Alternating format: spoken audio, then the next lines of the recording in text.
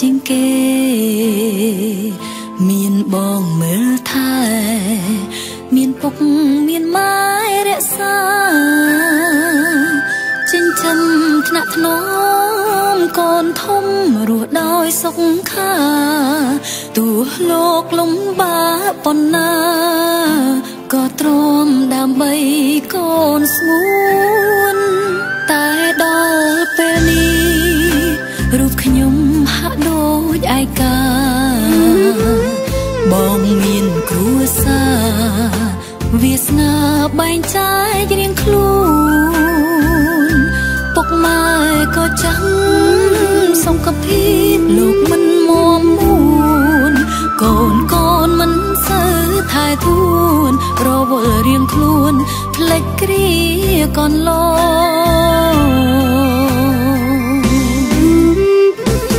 ពុកម៉ែចាស់ហើយចង់ឲ្យកូនមកក្បែរដឹងគុណពុកម៉ែថ្នមថែចិត្តកាយគាត់ផង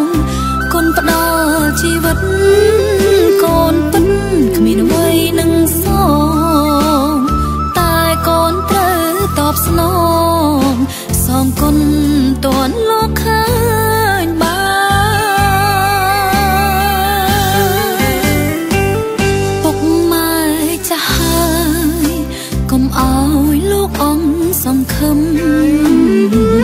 ផ្ដល់ស្នាមញញឹមឲ្យគាត់រស់នៅសុខសាន្តពុកម៉ែចាស់ហើយគួរគិតលោកទាំងពីរប្រាណកុំចាំដល់លោកចាក់ឋានទើបយំបោកប្រាណហើយនឹកស្ដាយក្រោយ